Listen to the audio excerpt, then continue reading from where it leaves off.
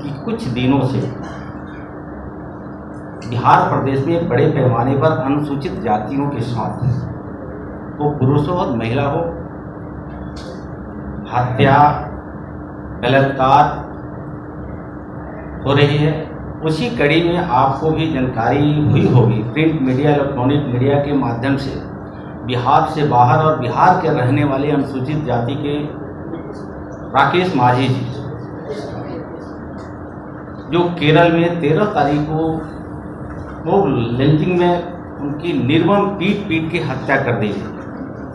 तो 100% राशि उपलब्ध करा दिया जाता है, लेकिन एक भी मृतक परिवार को अब तक ये राशि नहीं देना, कहीं ना कहीं ये लानत है सरकार की। तो मैं मांग करता हूं कि जो संविधान प्रदत्त अधिकार है, जो भारतीय जनता पार्टी के में विधान पार्षद सदस्य होने के नाते, अनुसूचित जाति समाज में होने के नाते, पूर्व सांसद होने के नाते, मैं सरकार को ये खुले चुनौती देता हूं कि जो आप अनुसूचित जाति को झूठी राग अलापते हैं, बिहार प्रदेश में अनुसूचित जातियों को धोखे में, झांसी में डाल करके, उनको अपने पक्ष में लेकर के, मत को बहका करके पलटू कुमार आप बने हुए हैं। अब बिहार की जनता अब बर्दाश्त नहीं करेगी। अब ऐसा बिहार के पलटू कुमार जी न करें कि कुछ दिनों से बिहार प्रदेश में बड़े पैमाने पर अनुसूचित जातियों के साथ, वो पुरुषों और महिला हो, हत्या बलात्कार हो रही है। उसी कड़ी में आपको भी जानकारी हुई होगी, प्रिंट मीडिया, इलेक्ट्रॉनिक मीडिया के माध्यम से बिहार से बाहर और बिहार के रहने वाले अनुसूचित जाति के राकेश माझी जी, जो केरल में 13 तारीख को वो लिंचिंग में उनकी निर्मम पीट के हत्या कर दी गई। यह सरकार जो चाचा भतीजा की सरकार है, जो पलटू कुमार के नाम से बिहार के लोग जानते हैं, इनकी मुंह पे ताला लगा हुआ है। गरीब के लिए, अनुसूचित जाति के लिए, वो महिलाओं के लिए इनकी जुबान नहीं खुल रही है। मैं जनक समाज ये सरकार के मुखिया से, पलटू कुमार जी से, उनके भतीजा से ये कहना चाहता हूँ कि आप छाती पीट करके बिहार वासियों को, अनुसूचित जातियों की संविधान की पाठ पढ़ाते हैं। इसी संविधान के हवाला देकर के आप गरीबों को गुमराह करने का प्रयास करते हैं। जिस संविधान की बदौलत अनुसूचित जातियों को ताकत मिली है, उस ताकत को आपने खंडित और तार करने का प्रयास करते हैं। और वही केरल में जो पश्चिम चंपारण के जो रहने वाले 26 साल का नौजवान मजदूरी करने के लिए जाता है और वहाँ वो लिंचिंग में उसको पीट करके हत्या कर दी जाती है। ये सरकार चुप बैठी हुई है, एक शब्द सरकार की तरफ से कोई बयान नहीं आ रहा है। उसी कड़ी में बिहार प्रदेश में भी आप देखे होंगे कि आए दिन अनुसूचित जाति पढ़े लिखे नौजवान को, जो बाबा साहब डॉक्टर भीमराव अंबेडकर जी में संविधान में आस्था रखने वाले नौजवान साथियों के साथ किस तरह से निर्मम हत्या की जा रही है, आपने देखा होगा।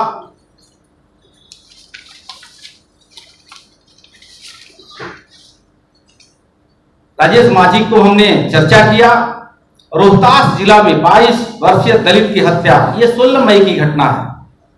तिलौथू थाना अंतर्गत लोहिजरा गांव में 22 वर्षीय दलित युवक नंदन पासवान का शव मिला, को भी निर्मम हत्या की गई थी।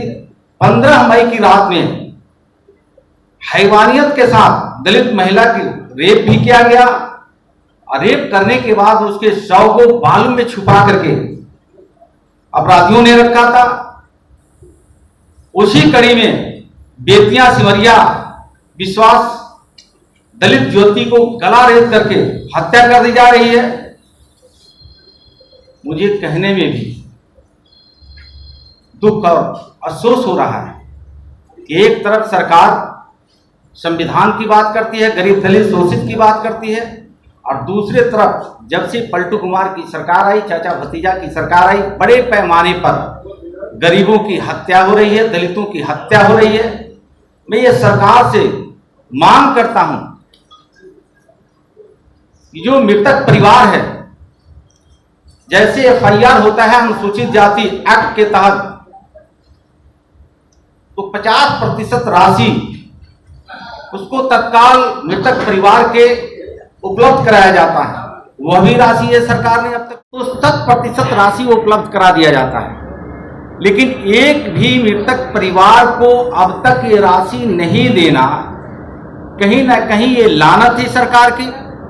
तो मैं मांग करता हूं कि जो संविधान प्रदत्त अधिकार है, जो भारतीय जनता पार्टी के में विधान पार्षद सदस्य होने के नाते, अनुसूचित जाति समाज में होने के नाते, पूर्व सांसद होने के नाते, मैं सरकार को ये खुली चुनौती देता हूं कि जो आप अनुसूचित जाति को झूठी राग अलापते हैं, बिहार प्रदेश में अनुसूचित जातियों को धोखे में, झांसी में डाल करके, उनको अपने पक्ष में लेकर के, मत को बहका करके पलटू कुमार आप बने हुए हैं। अब बिहार की जनता अब बर्दाश्त नहीं करेगी।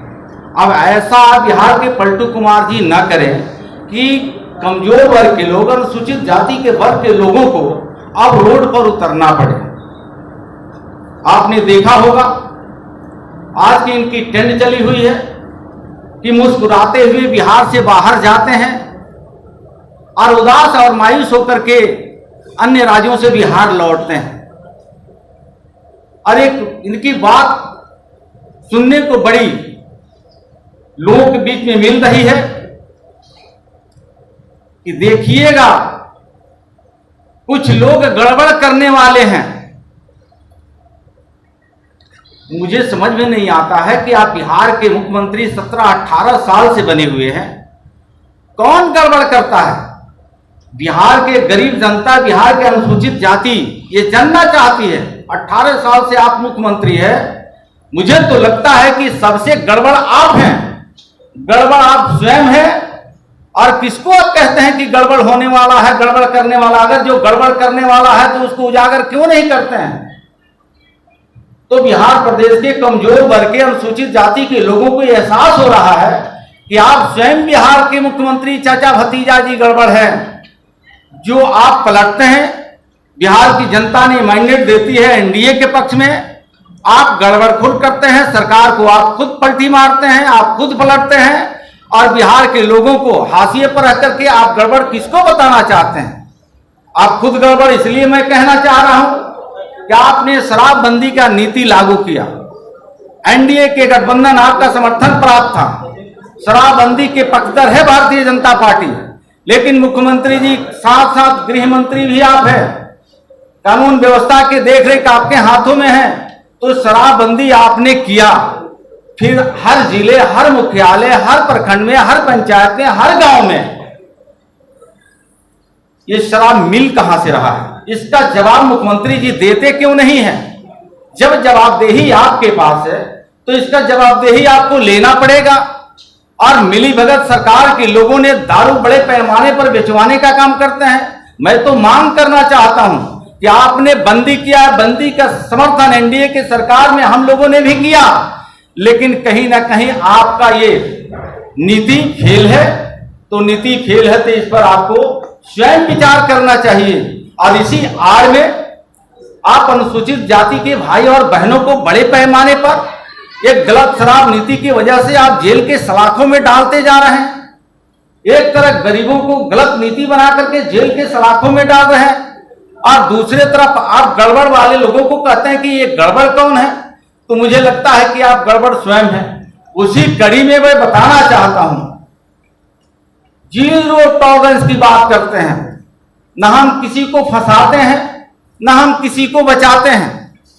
स्पष्ट शब्दों में मैं कहना चाहता हूं, और बिहार की जनता जान चुकी है कि फंसाने वाले आप ही हैं और बचाने वाले आप ही हैं। आपके गलत नीति शराब के कारण गरीबों को आप जेल के सलाखों में डालते हैं, हत्यारों को न्यायपालिका के तहत सालों साल लगता है मृतक परिवार को संघर्ष करते हुए जेल के सलाखों में न्यायपालिका जब डालती है तो कानून को कहीं ना कहीं सरल बना करके अपराधियों को जेल के सलाखों से छोड़ने का काम करते हैं।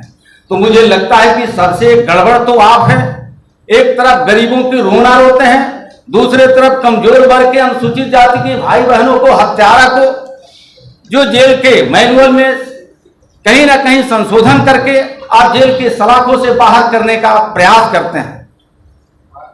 तीसरी कड़ी, आपने देखा होगा कि 17 साल में इन्होंने जात जात को लड़ाया, वर्ग वर्ग को लड़ाया, अनुसूचित जाति जो परम पूज्य बाबा साहब डॉक्टर BR अम्बेडकर संविधान के निर्माता, एक वर्ग को अनुसूचित जाति की फैसिलिटी देकर के, संविधान में प्रदत्त अधिकार देकर के, उसको भी आपने तोड़ने का प्रयास किया। ये वोट बैंक बनाने का प्रयास किया। दलित में चमार है, दुसाध है, डोम है, धोबी है, मुसहर है, पासी है, उसको आपने दलित को महादलित बनाया। महादलित को बना करके पासवान भाइयों को अलग किया, वोट बैंक की नजरों से आपने देखा, उससे भी आपका मन नहीं भरा। तो फिर रविदास भाइयों को पासवान के साथ साथ मुसहर भाइयों को, धोबी भाइयों को, पासी भाइयों को महादलित के रूप में आपने नाम दिया। महादलित से भी उसका विकास नहीं हुआ, उसकी तरक्की नहीं हुई, तो अति महादलित बनाने का आपने प्रयास किया। मैं स्पष्ट शब्दों में कहना चाहता हूं बिहार के पलटू कुमार जी और आपके चाचा भतीजा को, ये सरकार नाटक और नौटंकी को बिहार की जनता देख रही है। अब बिहार की जनता को भरोसा संविधान पर है। अगर संविधान पे भरोसा है तो संविधान के आड़ में आप नाटक करना बंद करें, जाति जाति को लड़ाना बंद करें, वर्ग संघर्ष कराना बंद करें। अगर यही आपकी नीति रहेगी तो आने वाले दिनों में जो आपका 43 बचा है, 43 से भी आपको बिहार की जनता समय के इंतजार कर रही है। 43 से 0 देने के लिए आप इस इंतजार में बैठे हैं। तो मेरा यह स्पष्ट सरकार से कहना है, print media, electronic media, social media के माध्यम से जो मृतक परिवार है, हमारे हाथों में दर्जनों लोगों की ये सूची है, जो ये 3 दूना रात 4 गुना। आपको याद होगा अभी राकेश पासवान को वैशाली में दर्जनों गोली से उसकी मौत की घाट उतार दी गई। अब तक उसमें कोई रिपोर्ट सरकार की नहीं आई। उसी दिन 6 गोलियों से मुन्ना पासवान को नालंदा के धरती पर मौत की घाट उतार दी गई। इसी कड़ी में आपको पूर्वी चंपारण के मोतिहारी कल्याणपुर में अंकित कुमार को, जो पिता नागेंद्र दास, उसकी हत्या कर दी जाती है। वैशाली में मृतक राकेश पासवान को, सिदेनी माझी गोपालगंज में, बैकुंठपुर विधानसभा के हीरालाल राम जी को, बैकुंठपुर का ही वीरेंद्र राम जो वार्ड सदस्य है, जिला नालंदा में मुन्ना पासवान को, रोहतास जिला के नंद पासवान को, लोहटी गांव के रहने वाले गोपालगंज जिला के विनोद पासवान जो ASI मोहम्मदपुर थाने में थे, अब तक उनका रिपोर्ट नहीं आया किस कारण से उनकी मौत हुई। मृतक का नाम लल्लू कृष्ण है। मजदूरी मांगने के कारण बिहटा में उसकी पीट पीट करके हत्या कर दी गई। सुखल मुसहर मुखिया गोपालगंज जिला धतिंगना, अभी उसका भी रिपोर्ट नहीं, गिरफ्तारी नहीं हुई। अरवल जिला के रामजीत पासवान को, जिस पत्नी तड़प तड़प करके पटना के PMCH में मौत हुई, उनकी बच्ची भी साथ में मर गई। जो उस परिवार को पेट्रोल छिड़क करके आग लगाया गया था, उस परिवार को भी अभी ये सरकार कोई मुआवजा नहीं दिया। जबकि अनुसूचित जाति जनजाति एक्ट के तहत अगर कोई परिवार में इस तरह की घटना अपराधियों के द्वारा घटित होती है तो त्वरित उस परिवार को मुआवजा देना होता है। मैं मांग करता हूं, ये सरकार कहती है तो सरकार कहती है तो उसको पूरा करके। सरकार कही है कि मृतक परिवार को हम जमीन देंगे। 3 डिसमिल जमीन की बात आई थी, आज तक किसी मृतक परिवार को 3 डिसमिल जमीन नहीं दिया गया, मृतक परिवार को कोई मुआवजा नहीं दिया गया। मैं मांग करता हूं कि जो भी हमने नाम लिया, बिहार प्रदेश में जहां भी किसी भी जिले में अनुसूचित जाति जनजाति के भाई और बहन, छात्र और छात्रा के साथ अप्रिय घटना घटित हुई है, FIR हुआ है, तो उसकी गिरफ्तारी के साथ साथ मृतक परिवार को 20-20 लाख रुपया उनको देना होगा। और इसी कड़ी में हम आपसे एक और बात कहना चाहते हैं। बड़े पैमाने पर एक शराब की चर्चा हो रही है, दावे के साथ चुनौती दिए बिहार प्रदेश के भाजपा प्रदेश अध्यक्ष आदरणीय सम्राट चौधरी जी कि है सरकार में दम, बिहार के मुख्यमंत्री चाचा भतीजा में दम, तो डेट सुनिश्चित करें और ब्लड सैंपल दें। भारतीय जनता पार्टी का एक एक नेता और कार्यकर्ता ब्लड सैंपल देने के लिए तैयार हैं, लेकिन बिहार के मुख्यमंत्री चाचा भतीजा ये अपना डेट सुनिश्चित करके बताएं कि जदयू के जितने नेता और कार्यकर्ता हैं अगर दारू पीने और बेचने में सम्मिलित नहीं है तो डेट सैंपल का एक तय करें। हम भारतीय जनता पार्टी के कार्यकर्ता उसको सम्मान करेंगे और साथ में हम लोग भी ब्लड सैंपल दे करके दूध का दूध और पानी का पानी करने का प्रयास हम लोग करेंगे। धन्यवाद।